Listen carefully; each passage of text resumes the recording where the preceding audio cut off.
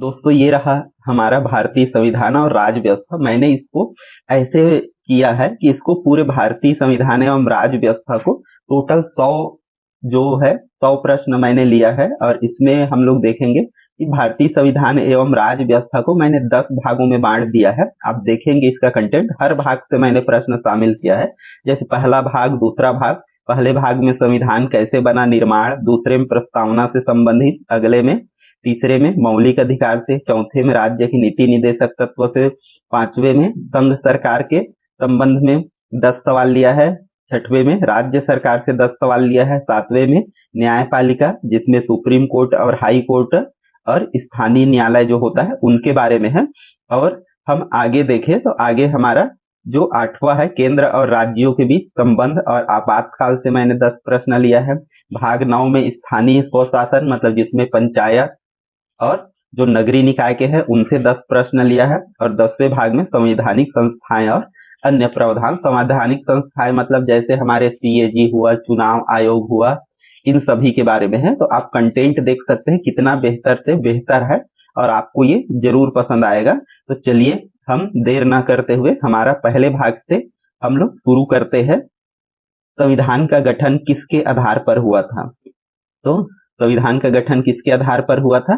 Cabinet mission 1946 के आधार पर संविधान का निर्माण हुआ था। संविधान सभा के प्रथम अस्थायी अध्यक्ष कौन थे? तो प्रथम अस्थायी अध्यक्ष कौन थे? सच्चिदानंद सिन्हा।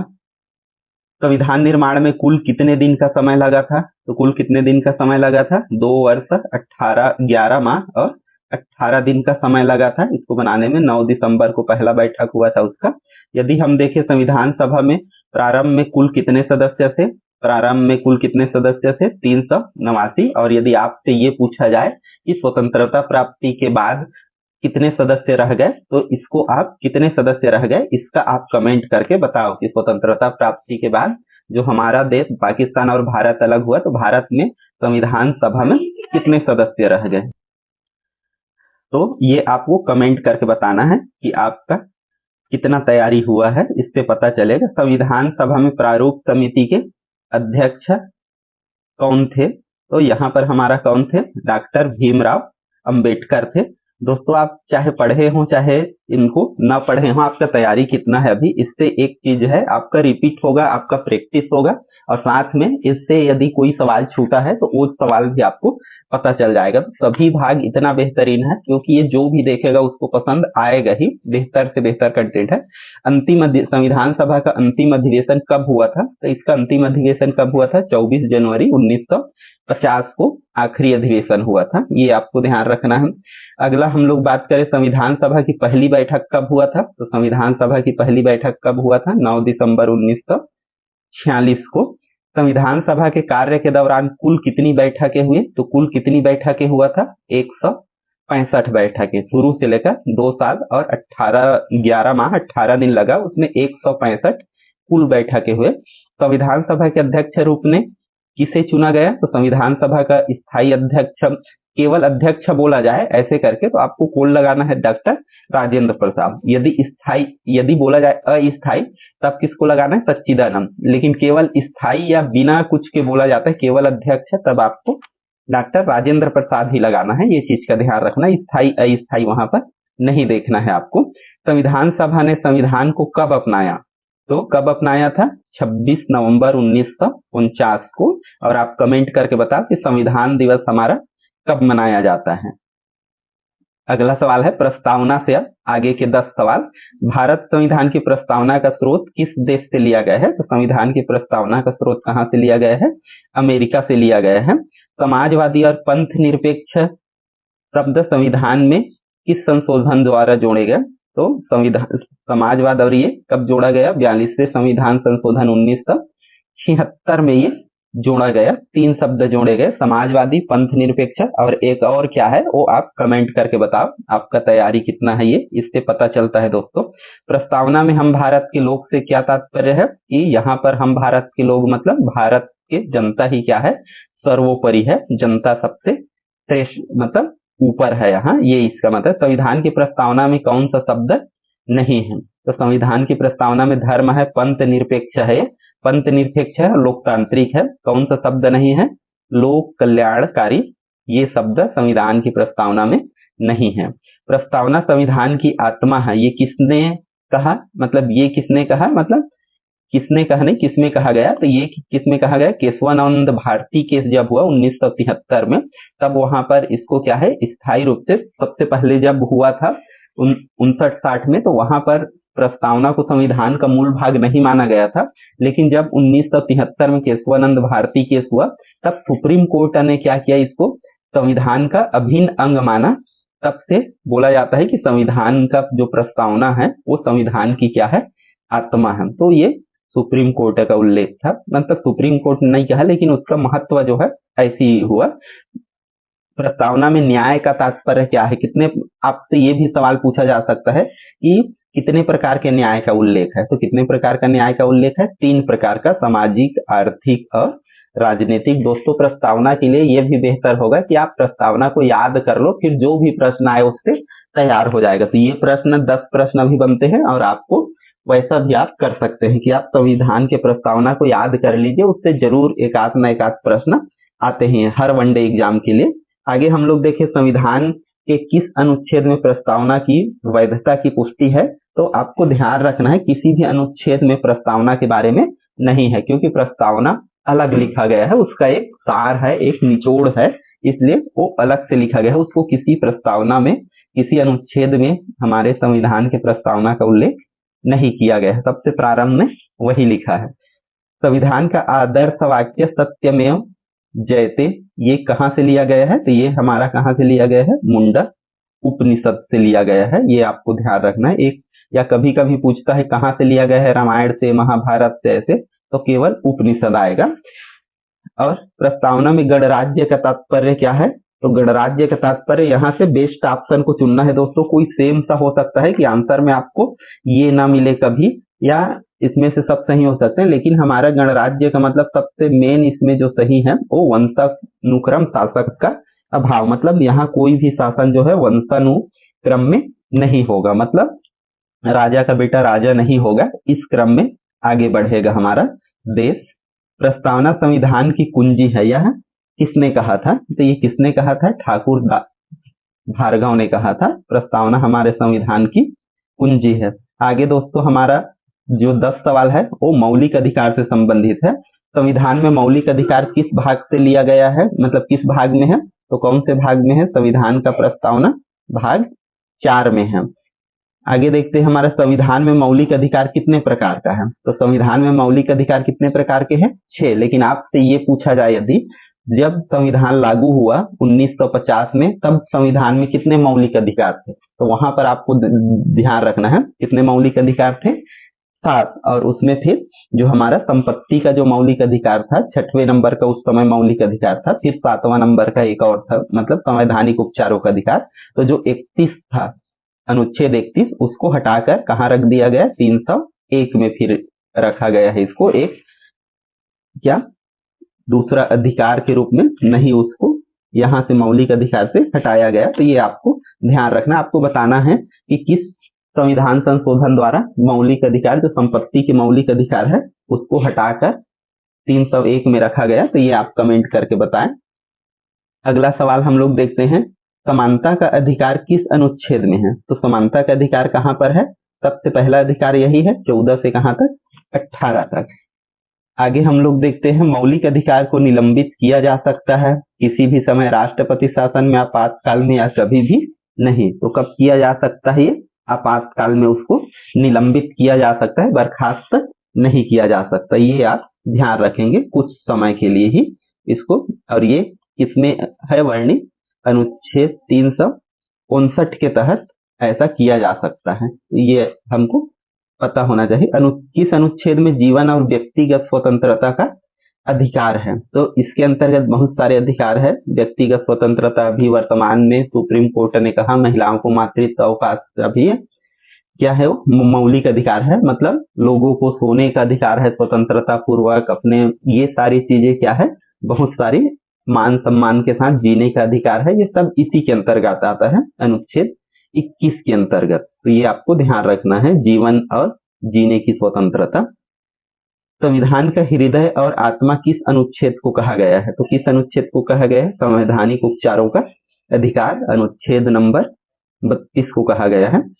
दोस्तों ये प्रैक्टिस सेट है और साथ में तो हल्का सा फास्ट अभी होगा या लगेगा तो उतना नहीं है, लेकिन ये प्रैक्टिस सेट है, तो आपका प्रैक्टिस हो, हर भाग से सही तैयारी हो और 2-3 बार सुनेंगे तो जो भी चीजें है वो बिल्कुल क्लियर भी हो जाएगा। तो ये आपके लिए बहुत ही फायदेमंद होगा। तो वीडियो यदि पसंद आ रहा होगा दोस्तों तो जरूर लाइक शेयर कीजिए और चैनल को सब्सक्राइब कीजिए ताकि हमको मोटिवेशन मिलते रहे और आपके लिए बेहतर से बेहतर कंटेंट मैं लेकर आते रहूं। कौन सा अधिकार केवल भारत के नागरिकों को प्राप्त है? तो भारत के नागरिकों को मतलब इसमें से जो 6 अधिकार है हमारे, उसमें से अधिकांश जो अधिकार है सबको प्राप्त है हमारे देश में, जो भी आए या रहे मतलब। लेकिन हम लोग देखते हैं स्वतंत्रता का जो अधिकार है वो केवल किसको प्राप्त है? भारतीयों को, क्योंकि कई चीजों की स्वतंत्रता विदेशी नागरिकों को प्राप्त नहीं होगा। बंधुआ मजदूरी किस अनुच्छेद में है? बंधुआ मजदूरी भी बोल सकता है, इसको बाल श्रम बोल सकता है, बेकारी हो सकता है, मानव जो तस्करी है वो सब चीज किसके अंतर्गत आता है? अनुच्छेद 23 में आता है। ये आपको ध्यान रखना है। मानव तस्करी, बंधुआ मजदूरी, बाल मजदूर, ये सभी के सभी। अगला हम देखते हैं धर्म की स्वतंत्रता। तो धार्मिक स्वतंत्रता कहाँ से है? 25 से लेकर 28 तक में इसका वर्णन है। संवैधानिक उपचार का अधिकार का उपयोग कौन करता है? नागरिक, सरकार, कोई भी व्यक्ति या केवल राज्य? तो इसका उपयोग क्या कर सकता है? कोई भी व्यक्ति कर सकता है संवैधानिक उपचार का अधिकार यदि उसका कुछ हनन होता है। तो अगला भाग है हमारा दोस्तों कौन सा? राज्य के नीति निदेशक तत्व। यहाँ से हम लोग देखते हैं डीपीएसपी ऐसे करके 60 में भी आ जाएगा। तो डायरेक्टिव प्रिंसिपल आप ऐसे करिए। तो ये चीज आपको ध्यान रखना है, डीपीएसपी लिखा है मतलब क्या है? राज्य के नीति निदेशक तत्व ही है। और ये कौन से भाग में है हमारा? भाग 4 में है। अनुच्छेद की बात करें तो अनुच्छेद कितना है? 36 से लेकर 51 तक में इसका वर्णन है, 36 से 51 में। और इसमें दोस्तों मैंने व्याख्या भी लिख दिया है, इसका उत्तर के नीचे आपको मिलेगा। तो इसका यदि आपको पीडीएफ चाहिए तो आप टेलीग्राम चैनल ज्वाइन कर लेंगे, वहां से आप बिल्कुल इसको ले सकते हैं। तो मैं ये कर दूंगा। और यदि आप हमारे चैनल में फर्स्ट टाइम है तो जरूर आप चैनल को सब्सक्राइब कर लीजिए। आप इंस्टाग्राम पर भी, फेसबुक पर भी हमको फॉलो कर सकते हैं। सभी वीडियो के और डिस्क्रिप्शन में मैंने लिंक दे रखा है अपने ब्लॉग चैनल का भी, टीजे ब्लॉग 82, उसको भी आप सब्सक्राइब कर सकते हैं। तो अगला हम लोग देखते हैं डीपीएसपी किस देश से लिया गया है? तो डीपीएसपी जो है भारत का जो नीति निदेशक तत्व है वो कहाँ से लिया गया है? आयरलैंड से लिया गया है, ये आपको ध्यान रखना है। राज्य नीति निदेशक तत्व किस प्रकार के अधिकार है? ये न्यायालय में प्रवर्तनीय है या नहीं है? मूल अधिकार जैसे है आपातकालीन अधिकार है, तो ये क्या है? न्यायालय में प्रवर्तनीय नहीं है, ये चीज ध्यान रखेंगे। तो इसमें से क्या आएगा? मूल अधिकार जैसे, तो ये आएगा ना अपरिवर्तनीय, गैर न्यायिक है, मतलब इसको न्यायालय में चुनौती नहीं दिया जा सकता। ये चीज आपको महत्वपूर्ण बिंदु है नीति निदेशक तत्व को, ये ध्यान रखना। किस अनुच्छेद में समान नागरिक संहिता का उल्लेख है? तो कौन से अनुच्छेद में है? अनुच्छेद 44 में इसका उल्लेख है, समान नागरिक संहिता है ना। समान नागरिक संहिता किस राज्य में लागू है? ये आप कमेंट करके बताओ। हमारे देश में समान नागरिक संहिता किस राज्य में लागू है? ये आपको कमेंट करके बताना है। दोस्तों मैं प्रश्न पूछता हूँ, इसका मतलब ये है कि आप भी उसमें इन्वॉल्व रहो और आपका भी पता चले। ये मैं बता रहा हूँ वो है, और इसी से रिलेटेड जो छोटी छोटी चीज और है उसको भी आपको जानना जरूरी है। पंचायती राज व्यवस्था किस अनुच्छेद में निर्देशित है? मतलब निर्देशित क्यों लिखा गया है? क्योंकि ये जो आपको ध्यान रखना, एक सवाल और आ सकता है, डीपी जो एसपी है ना, ये राज्यों को क्या है? एक निर्देश है, मतलब उसके हिसाब से वो लोगों के लिए, लोगों के कल्याणकारी राज्य के लिए काम करे। तो ये चीज आपको ध्यान रखना है, एक निर्देश ही है। तो ये कौन से अनुच्छेद में है? अनुच्छेद 40 में है, पंचायतों की स्थापना करने का। और मद्य निषेध और पशुओं की हत्या पर रोक लगाना राज्य का उत्तरदायित्व है। किस पर है? तो मद्य निषेध जो है ये अनुच्छेद 47 में है, और पशुओं की हत्या पर, इसी हत्या पर रोक का उल्लेख किस में है? 48 में। तो इसी के तहत मतलब कोई भी पशु की हत्या पर रोक है, तो 47 और 48 पर इसका उल्लेख है। किस अनुच्छेद में पर्यावरण की सुरक्षा और सुधार का निर्देश है? तो किस पर्यावरण में है? 48A में है। तो ये हमको ध्यान रखना है 48A। और इसको कब जोड़ा गया है? 42वें संविधान संशोधन 1976। मतलब जितना ऐसे ए वगैरह लिखा है ये जोड़ा वाला अनुच्छेद है, ये आपको ध्यान रखना है। अगला हम लोग देखते हैं डीपीएसपी किस आदर्श से संबंधित है? आर्थिक, सामाजिक, धार्मिक स्वतंत्रता, न्यायपालिका या राजनीति। तो कौन सी लोकतंत्र है? आर्थिक और सामाजिक लोकतंत्र से ये संबंधित है, इसके आदर्श से संबंधित है। अगला हम लोग देखते हैं डीपीएसपी और मौलिक अधिकार में विवाद किस केस में हुआ था? तो किस केस में हुआ था इसका? मिनर्वा मिल केस में ये दोनों में विवाद हुआ था। मतलब ये निर्देश और जो मौलिक अधिकार है स्टेट, इस केस से ये जुड़ा हुआ है। ये केस कब हुआ था? तो ये केस कब हुआ था? 1980 में। ये आपको ध्यान रखना है। और ये जो है मौलिक अधिकार और डीपीएसपी जो है ये दोनों समान रूप से महत्वपूर्ण है। इसमें निर्णय आया कि दोनों के दोनों ही क्या है? महत्वपूर्ण है। अगला हम लोग देखते हैं अंतरराष्ट्रीय शांति और सुरक्षा को बढ़ावा देना किस अनुच्छेद में है? तो ये अनुच्छेद किस में है?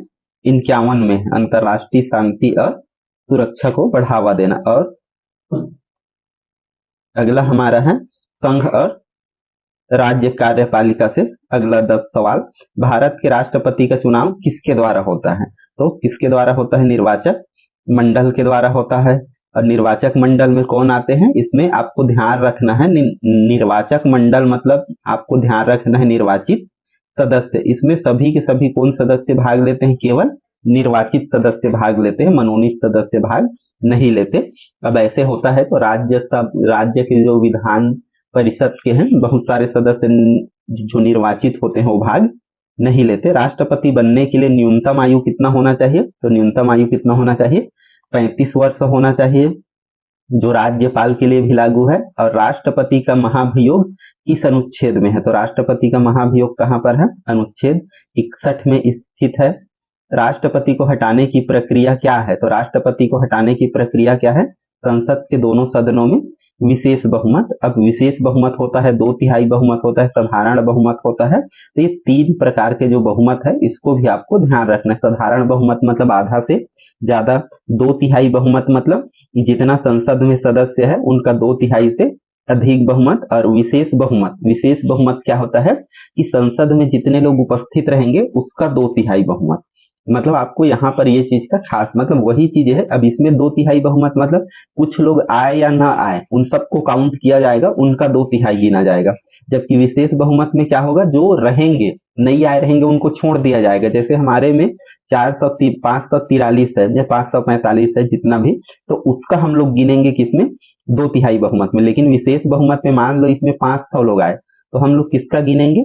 500 का 2/3 गिनेंगे। तो ये चीज ध्यान रखना है। जबकि इसमें क्या है? टोटल का गिना जाता है। और विशेष बहुमत में जितने लोग चुनाव में रहेंगे उपस्थित उनको बोला जाता है, तब राष्ट्रपति को हटाया जा सकता है। इतना पावरफुल है और आज तक ऐसा नौबत नहीं आया है और आगे भी हम अपेक्षा करते हैं हमारे राष्ट्रपति के लिए ऐसी नौबत आएगा भी नहीं।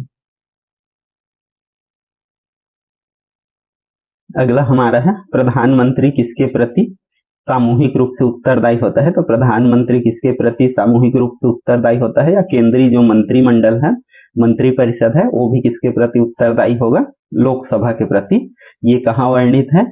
ये भी आ जाएगा सवाल। तो अनुच्छेद 75(3) के अंतर्गत ये वर्णित है। राष्ट्रपति को क्षमादान की शक्ति किस अनुच्छेद के तहत मिलता है? तो ये आपको ध्यान रखना है किस अनुच्छेद के तहत राष्ट्रपति को क्षमादान का शक्ति मिला हुआ है। तो ये अनुच्छेद 72 में वर्णित है। अनुच्छेद 72 के अंतर्गत ही राष्ट्रपति क्या कर सकता है? किसी भी व्यक्ति को सेना से जो है दोष सिद्धि उसको भी माफ कर सकता है। ये आपको ध्यान रखना है। अगला हमारा है राज्यपाल की नियुक्ति कौन करता है? तो राज्यपाल की नियुक्ति कौन करता है? राष्ट्रपति करता है। ये कहाँ वर्णित है? तो अनुच्छेद 155 में ये वर्णित है।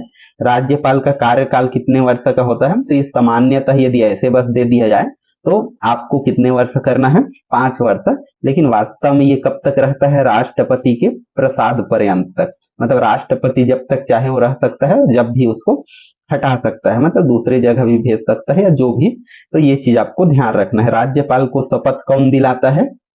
तो जिस राज्य का वो राज्यपाल होगा, उस राज्य का जो उच्च न्यायालय है उसका मुख्य न्यायाधीश राज्यपाल को शपथ दिलाता है। ये ध्यान रखना है आपको। मंत्रिपरिषद की सामूहिक उत्तरदायित्व की अवधारणा कहाँ से ली गई है? तो ये कहाँ से ली गई है? ब्रिटेन से। आपको एक चीज ध्यान रखना है, संविधान के जो सबसे ज्यादा भाग है वो कहाँ से लिया गया है?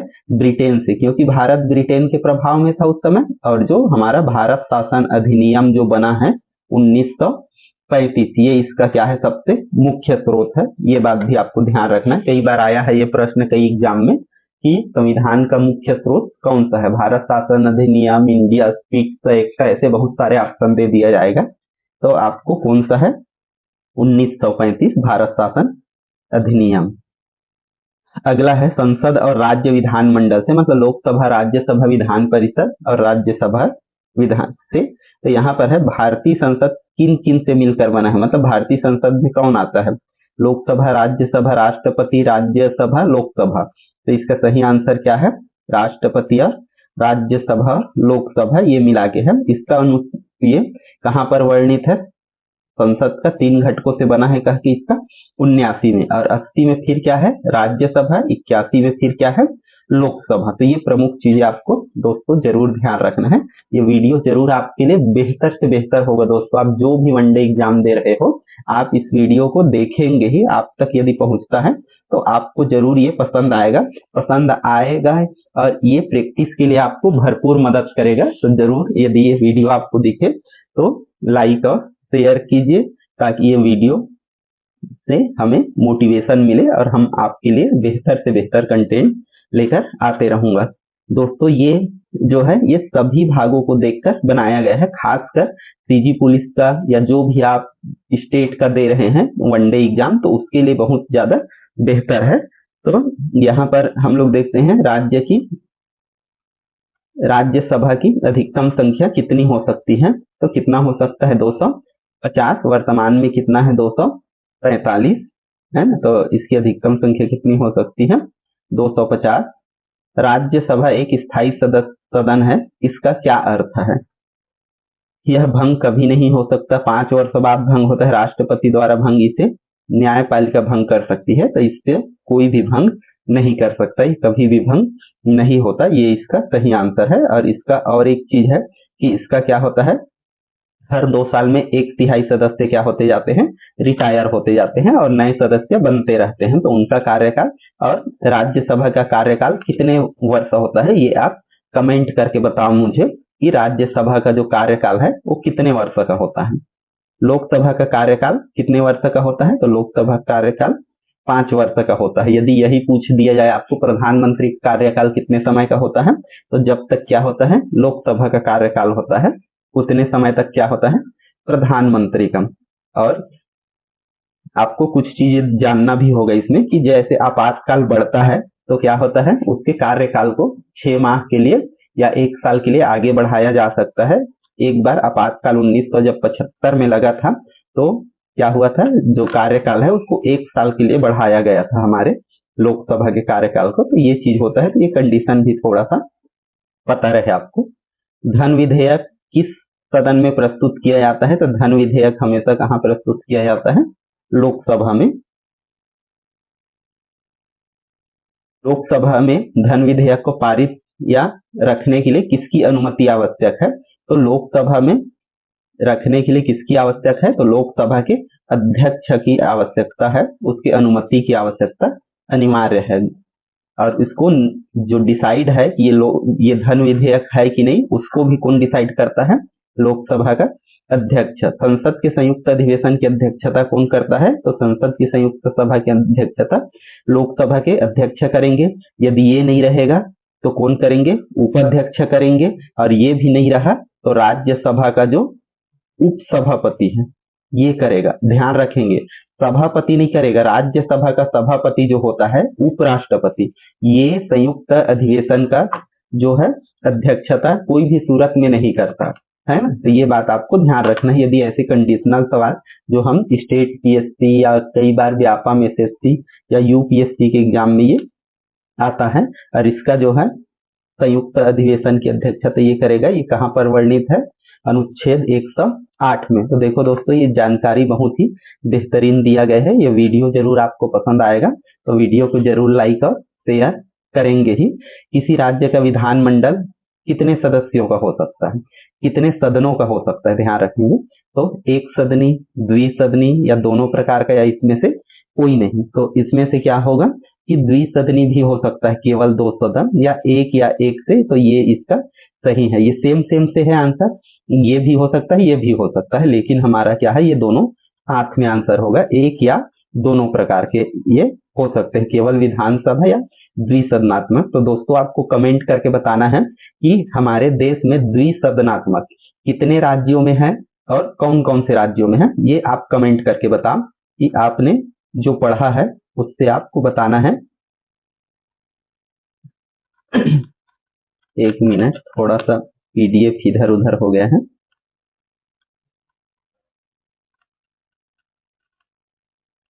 हम लोग कहाँ आए थे?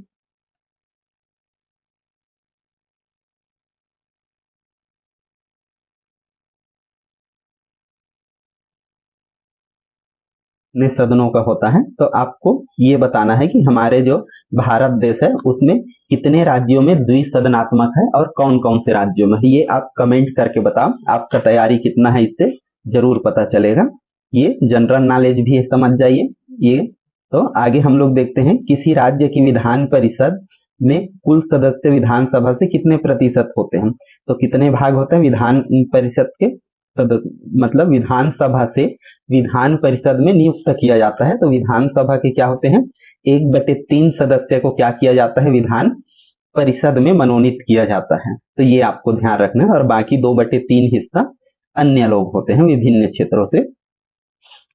किसी राज्य में विधान परिषद की स्थापना या समाप्ति कौन करता है? इसकी स्थापना या समाप्ति कौन करता है? संसद करता है। ये चीज आपको ध्यान रखना है। और ये कहाँ पर वर्णित है? अनुच्छेद 169 में इसका वर्णन है कि विधानसभा का ऐसे किया जा सकता है। यहाँ से दोस्तों, आपको जब संविधान पढ़ेंगे तो आपको सबसे पहले ऐसे पढ़ना है कि भाग है ना, भाग हम देखेंगे कि भाग पहला में क्या है और उसका अनुच्छेद क्या है। कि भाग पहला में हमारा भारतीय संघ और राज्य है, तो 1 से लेकर यहाँ कितने हैं, 4 तक। तो ऐसे पहले आप याद कर लेंगे या पढ़ लेंगे उसको। फिर भाग 2 में क्या है, 5 से 11 तक है नागरिकता। फिर भाग में 3 में मूल अधिकार है, 12 से 35। फिर भाग 4 में कितना है, 36 से 51। फिर भाग 5 में क्या है, हमारा संघ एवं ये है, तो ये 52 से का है 151 तक। ऐसे करके आपको भाग को पहले याद रख लेना है। तो भाग को याद करेंगे तो इससे क्या है, आपका आसान हो जाएगा। फिर यहाँ 152 से कितना हो जाएगा, और जहां तक फिर यहाँ से क्या हो जाएगा, 152 से ऐसे। तो आगे आपको ऐसे करके याद रखना है भाग। तो भाग में फिर आप जान जाएंगे आसानी से। तो ये चीज आपको ध्यान रखना है। अगला सवाल हमारा ध्यान नहीं दे पाए। भारतीय जो संविधान है कि सर्वोच्च न्यायालय, ये आता है पेपर में, सर्वोच्च न्यायालय की स्थापना कब हुआ था? तो सर्वोच्च न्यायालय की स्थापना हमारा संविधान लागू होने के जस्ट 2 दिन बाद 28 जनवरी 1950 को इसका स्थापना हुआ था। सुप्रीम कोर्ट के प्रथम न्यायाधीश कौन थे? HM पाठक, NG कानिया। तो हमारे प्रथम जो है वो कौन थे? ये थे HJ कानिया, हीरालाल जे कानिया। और ये 1950 में ही इसके प्रथम मुख्य न्यायाधीश बने थे। और उस समय केवल 3-4 ही क्या होते थे, सदस्य होते थे। आगे ये बहुत इंपॉर्टेंट सवाल, ये स्टार लगाने लायक, कि सुप्रीम कोर्ट में अधिकतम न्यायाधीशों की संख्या वर्तमान में कितना होता है? तो वर्तमान में हर समय ये बदलते रहा है, लेकिन वर्तमान में क्या है, 33-1, मतलब 33 क्या होंगे, न्यायाधीश होंगे और एक मुख्य न्यायाधीश। तो यदि आपको पूछा जाए कि अधिकतम न्यायाधीश कितने होंगे, तो कितने होंगे, 34 होंगे, जिसमें से 33 क्या रहेंगे, न्यायाधीश, और एक क्या रहेगा, मुख्य न्यायाधीश। अगला हम लोग देखते हैं, उच्चतम न्यायालय को किस प्रकार की शक्तियां प्राप्त हैं? तो उच्चतम न्यायालय को सभी प्रकार की शक्तियां प्राप्त हैं, मूल भी, अपीली भी और परामर्श भी दे सकता है उच्चतम न्यायालय। सुप्रीम कोर्ट को 3 प्रकार, संविधान का संरक्षक किसे बोला जाता है? संसद को, राष्ट्रपति को, सर्वोच्च न्यायालय को या PM को? तो संविधान का संरक्षक कौन होता है? Supreme court. ये उसका देखरेख उसी की निगरानी में होता है, तो ये इनका संरक्षक है। भारत में न्यायिक पुनरावलोकन की शक्ति किससे ली गई है? न्यायिक पुनरावलोकन की शक्ति किसको प्राप्त है?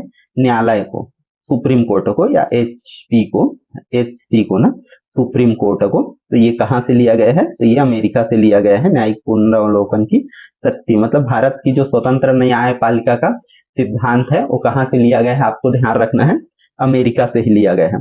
उच्च न्यायालय के मुख्य न्यायाधीश की नियुक्ति कौन करता है? तो उच्च न्यायालय में मुख्य न्यायाधीश की नियुक्ति कौन करता है? राष्ट्रपति करता है। अगला सवाल हमारा, न्यायिक पुनरावलोकन शब्द भारतीय संविधान में कहाँ है? तो न्यायिक पुनरावलोकन जान रहे हैं, ये 3 इसमें से है। तो इसमें तो जीने की स्वतंत्रता है ना, व्यक्तिगत स्वतंत्रता है। और इसमें क्या है?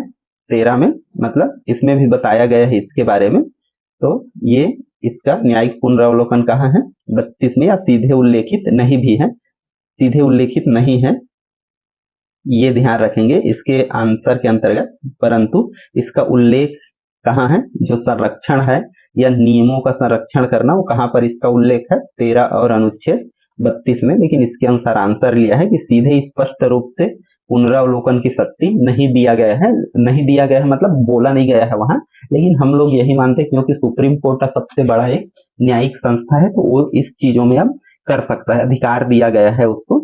तो ये चीज आपको ध्यान रखना है। जनहित याचिका, जिसको क्या बोला जाता है? PIL, इसकी शुरुआत भारत में किसने की? तो इसकी शुरुआत भारत में स्वाभाविक रूप से है। जनहित याचिका तो किसने शुरू की? न्यायमूर्ति PN भगवती ने इसकी शुरुआत किया था। और कब किया था? 1980 के दशक में ये जनहित याचिका शुरू किया था। जनहित याचिका दोस्तों क्या होता है? जो सामाजिक मुद्दे या हमारे जो समाज से रिलेटेड कोई भी जो समस्या है उससे रिलेटेड जो भी अपील किया जाता है सामूहिक रूप से लोगों के लिए, वो क्या कहलाता है? जनहित याचिका। लोगों के हित में जो याचिका होता है, ये सिंपल सा है इसका। किसी उच्च न्यायालय के न्यायाधीश को पद से हटाने की प्रक्रिया क्या है? तो इसके पद से हटाने की प्रक्रिया क्या है? संसद में विशेष बहुमत से महाभियोग द्वारा इसको क्या किया जा सकता है? हटाया जा सकता है। अगला हम लोग देखते हैं संविधान संशोधन की प्रक्रिया किस अनुच्छेद में है? तो किस अनुच्छेद में है इसका वर्णन? अनुच्छेद 368 में है, ये आपको ध्यान रखना है। संविधान की मूल संरचना सिद्धांत किस केस से हुआ? मतलब संविधान की मूल संरचना किस केस से हुआ? तो किस केस से हुआ था? केशवानंद भारती केस 1973 में, कि उसमें बोला गया कि संविधान का जो फैसला आया इसमें अप्रैल 1973 में, तो उसमें बोला गया सुप्रीम कोर्ट द्वारा संविधान में संशोधन केवल एक लिमिट तक किया जाएगा जिससे संविधान का जो मूल ढांचा है वो बना रहे। किसी भी भाग में ऐसा संशोधन नहीं किया जाएगा जिससे जो मूल संविधान 1950 में बना है वो क्या हो? पूरी तरीके से खत्म हो। ऐसा संविधान संशोधन नहीं किया जाएगा, ये चीज बोला गया। अगला, अब तक संविधान में कुल कितने संशोधन हो चुके? तो ये संविधान संशोधन 106 बजे, लेकिन अभी मैं वर्तमान में इसको थोड़ा करेक्शन करता हूँ। ये 130वां संविधान संशोधन हुआ है जस्ट अभी। कब हुआ है? 20 अगस्त को, है ना? 20 अगस्त को क्या हुआ है? एक संविधान संशोधन हुआ है, वो अभी नियम में नहीं आया है लेकिन जल्द ही आने वाला है। राष्ट्रपति का जैसे उसमें हस्ताक्षर होता है, तो ये 130वां संविधान संशोधन, जिसके अंतर्गत कोई भी जो PM हो या CM हो या कोई भी सांसद मंत्री हो, यदि वो जेल जाता है 1 माह तक जेल या 5 साल या 7 साल की उसको सजा होता है, तो उसका पद जो है 1 माह के अंतर्गत ही क्या हो जाएगा? समाप्त हो जाएगा। तो ये 130वां संशोधन अभी वर्तमान में हुआ है जस्ट 20 अगस्त को। अभी जो संसद का सत्र चल रहा है, ये वाला जो है ये कब तक के डेट में दिया गया है? 104। और इसी के अंतर्गत एक महत्वपूर्ण संशोधन और जानना है, 104 संविधान संशोधन। इसके अंतर्गत क्या किया गया है? जो एंग्लो इंडियन रहते थे, एंग्लो इंडियन जिनका क्या करते थे? 2 सदस्यों का हम लोकसभा के लिए राष्ट्रपति क्या करता था? मनोनयन करता था, या राज्य की विधानसभाओं में भी इसको क्या कर दिया गया है? समाप्त कर दिया गया है। इसके अंतर्गत जो हमारे लोकसभा में है सदस्यों की संख्या क्या हो गया है? पहले 45 से अब कितना हो गया है? 43, तो 2 कम हो गया है, ये आपको ध्यान रखना है। आपातकाल, आपातकाल का प्रावधान किस भाग में है? तो आपातकाल का प्रावधान भाग 18 में है, ये आपको ध्यान रखना है। कहां से कहां तक है? 352 से लेकर 60 तक, ये आपातकाल और राष्ट्रपति शासन इन सब से संबंधित है। आगे हम लोग देखते हैं राष्ट्रीय आपात किस अनुच्छेद में है। तो राष्ट्रीय आपात का उल्लेख कहाँ है, 352 के अंतर्गत है राष्ट्रीय आपात का वर्णन, है ना। अब यहाँ पर अलग अलग प्रकार के आपात भी है, वित्तीय आपात, आंतरिक कलह आपात, ये चीजें। इसमें हमारे देश में यदि बात करें तो आपातकाल 3 टाइम लगा है, 2 बार युद्ध के समय और 1 बार आंतरिक आपात लगा है 1975-76 में। किस प्रकार का आपात था, तो आंतरिक अशांति का आपात, और ये किसके नाम से जुड़ा है, इंदिरा गांधी, है ना। तो ये भी आपको ध्यान रखना, इंदिरा गांधी के शासनकाल में जब वो प्रधानमंत्री थी तो उसी की सिफारिश पर लगा था ये, तो ये आपको याद रखना है। और ये कब लगा था, तो ये भी आपको ध्यान रखना है। इसमें से एक सवाल ये भी बनता है कि ये कब लगा था, 25 जून 1975 को इंदिरा गांधी सरकार ने के आधार पर आपातकाल लगाया। और वर्तमान में जो भाजपा सरकार है, 25 जून को एक दिवस मनाया गया है। ये दिवस को क्या के रूप में मनाया गया है, आप ये कमेंट करके बताओ। ये करेंट अफेयर्स का बहुत ही बेहतरीन और आईएमपी सवाल है कि इस साल से ही 2025 से 25 जून को एक दिवस के रूप में मनाया गया है। इसलिए जब 25 जून 1975 को आपातकाल लगा था उसी से संबंधित है, तो इसको आप कमेंट करके बताओ। देखिए आपका जो करेंट अफेयर्स है कितना प्रिपेयर है। अगला हमारा देखते हैं कि राष्ट्रपति शासन किस अनुच्छेद में है। तो राष्ट्रपति का शासन किस अनुच्छेद में है, तो ये अनुच्छेद 356 के अंतर्गत है, ये आपको ध्यान रखना है। राष्ट्रपति शासन लागू होता है वर्तमान में, मैं पूछूं वर्तमान में कहाँ लागू है, ये करेंट अफेयर्स का सवाल है। जस्ट अभी, है ना, कि अभी की डेट में कहाँ पर राष्ट्रपति शासन लागू है। तो अभी कहाँ पर राष्ट्रपति शासन लागू है, मणिपुर राज्य में। तो वहां पर कुछ 2 जनजातियों के बीच या जातियों के बीच या समुदाय के बीच जो संघर्ष हो रहा है उसके कारण वहां राष्ट्रपति शासन लागू है अभी वर्तमान में। तो ये महत्वपूर्ण प्रश्न है कि आपसे पूछा जाए वर्तमान में कहाँ राष्ट्रपति शासन लागू है, तो ये आपको ध्यान रखना है। वित्तीय आपात किस अनुच्छेद में है, तो वित्तीय जो है वो 300 कहाँ है, 60 में है, तो ये आपको ध्यान रखना है। किसी राष्ट्रीय आपात की घोषणा कितने समय तक वैध रहती है, तो एक राष्ट्रीय आपात का जो है वो लगभग 6 माह तक ही वैध रहता है, और इसको हर 6 माह में संसद द्वारा अनुमोदित करके हर 6 माह के लिए आगे बढ़ाया जा सकता है। और ऐसे आपात में लोकसभा का जो कार्यकाल है वो भी बढ़ जाता है।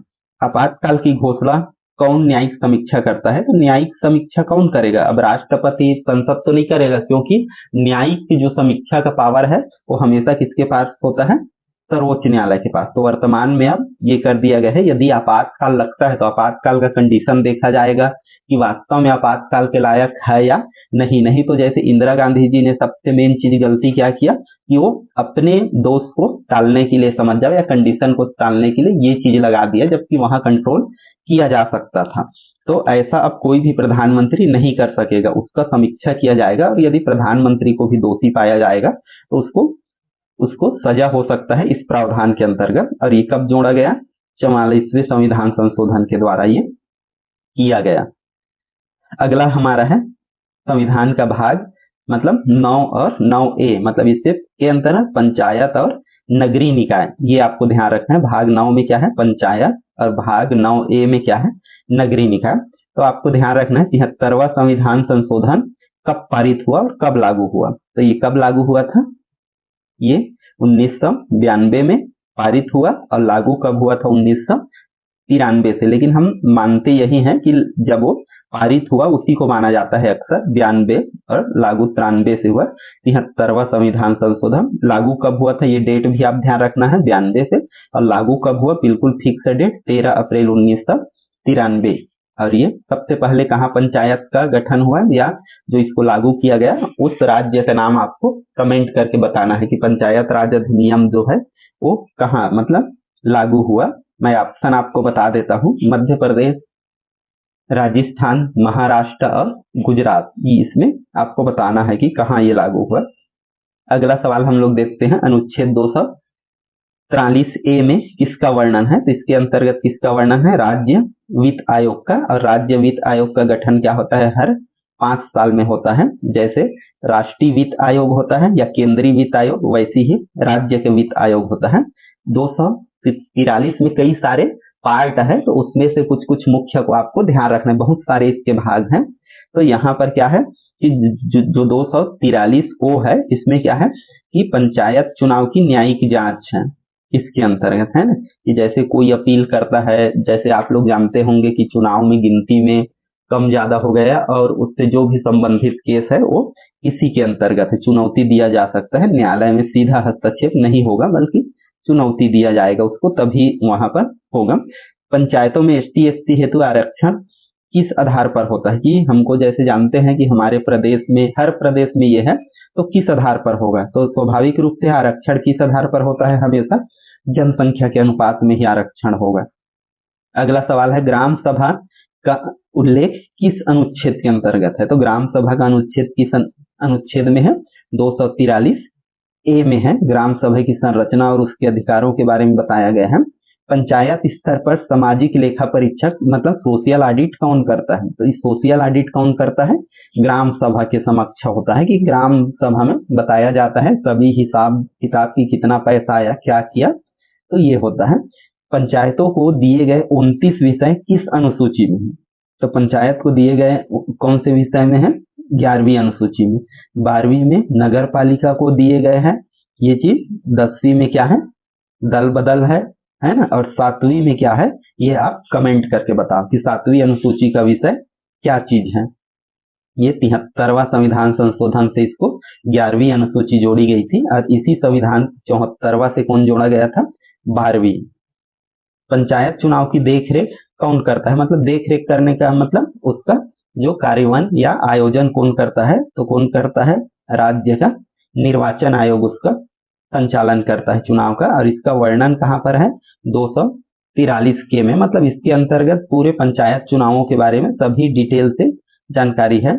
तो 74वें संविधान संशोधन से नगर पालिका की कौन सी अनुसूची जोड़ी गई, तो देखो आपको ध्यान रखना, 73 से कौन जोड़ा गया, 11, 74 से कौन जोड़ा गया, 12, और 12 किससे संबंधित है, नगर पालिका। तो देखो दोस्तों ये सब मिला हुआ है, एक ही सवाल है, 74वां संविधान संशोधन है, लेकिन ये सब एक दूसरे से मिक्स है। और ये कब जोड़ा गया है, 1992 में। तो 4 सवाल कब जोड़ा गया, 92 में।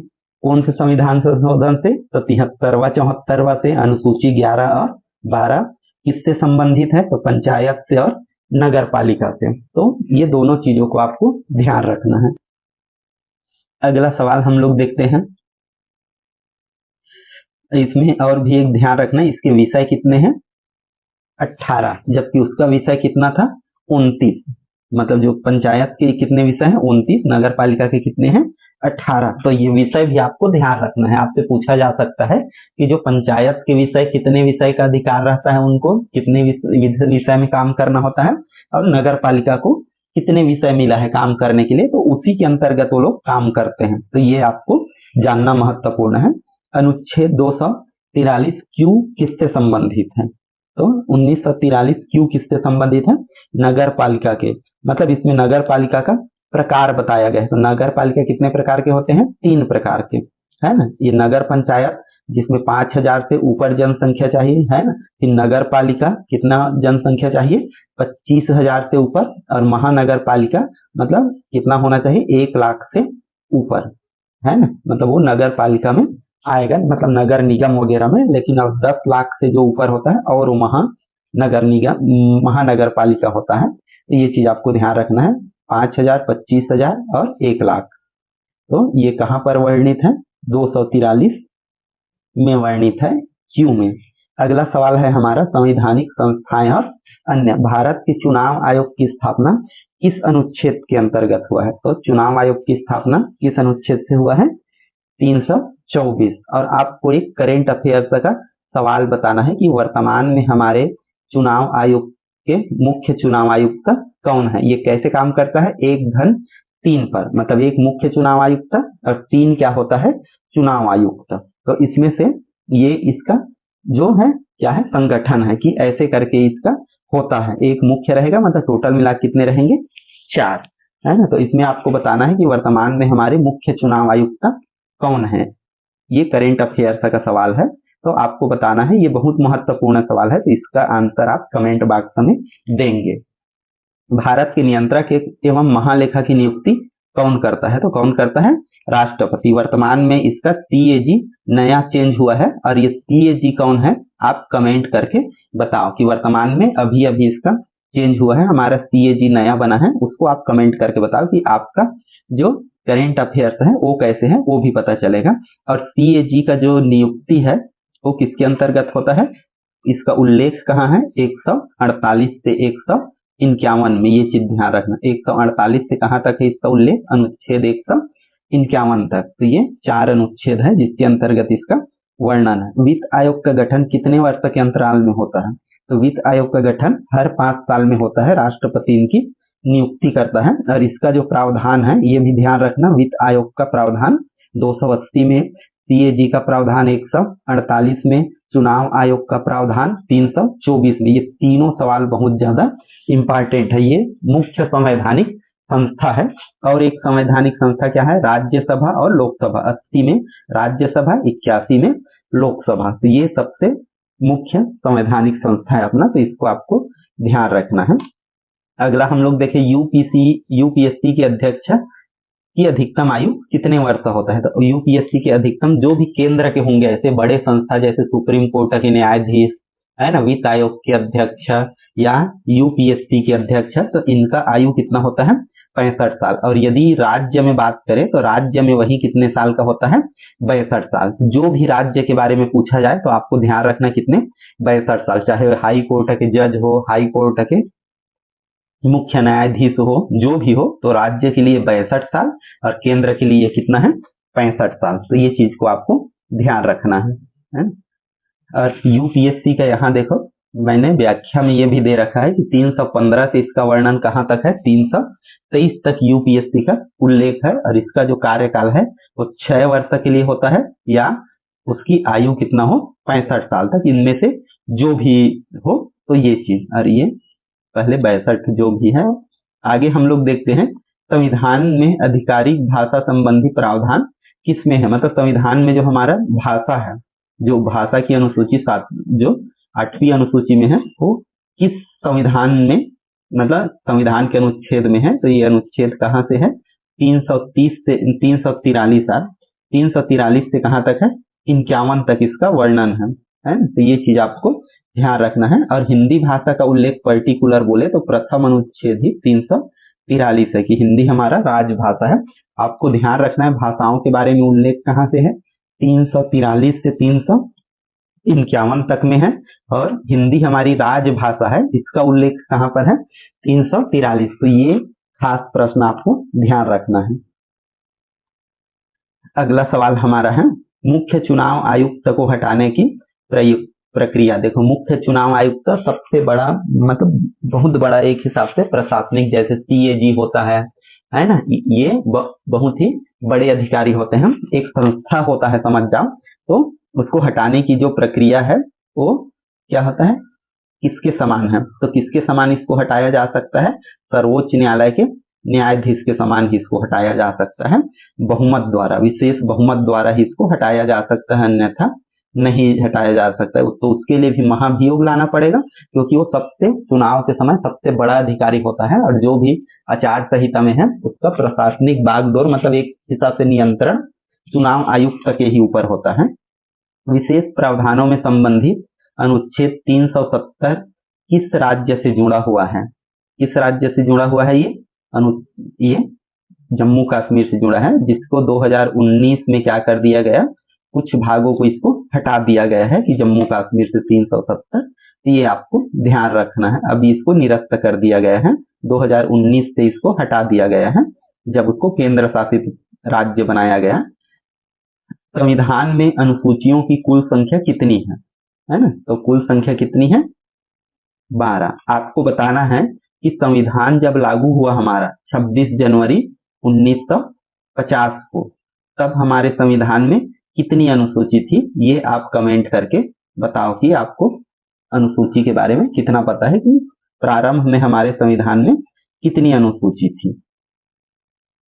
नीति आयोग की स्थापना कब हुआ था? तो नीति आयोग की स्थापना कब हुआ था? 2015 में। और बिल्कुल डिटेल में बोले तो कब हुआ था? 1 जनवरी 2015 को हुआ था नीति आयोग का गठन। और हमारा लास्ट सवाल कि संविधान का कौन सा संशोधन मिनी संविधान संशोधन कहलाता है। ये हमारे पास 4 ऑप्शन है, ये चारों ऑप्शन में आप कमेंट करके बताएंगे कि आपको इसमें से कौन सा सवाल, इसका कौन सा ऑप्शन इसका आंसर होगा, किस संविधान संशोधन को मिनी संविधान संशोधन बोला जाता है। दोस्तों ये वीडियो बहुत ही बेहतरीन है, बेहतरीन कंटेंट है। ये आप वनडे एग्जाम के लिए, इससे बाहर के सवाल कुछ भी आगे पीछे होगा, लेकिन बाहर के सवाल पूछने का कोई जगह नहीं है, तो ये आपके लिए बहुत ज्यादा इंपॉर्टेंट है। बेस्ट प्रैक्टिस सेट है आपका, और तैयारी करने के लिए भी बेस्ट कंटेंट है, जो 10 भाग मैंने दिए। यदि ये वीडियो आपको पसंद आया हो तो जरूर लाइक और शेयर कीजिए, इससे हमको मोटिवेशन मिलता है, और आगे भी मैं आपके लिए बेहतर से बेहतर कंटेंट लाते रहूंगा। तो फिर मिलते हैं नेक्स्ट वीडियो में, तब तक के लिए धन्यवाद।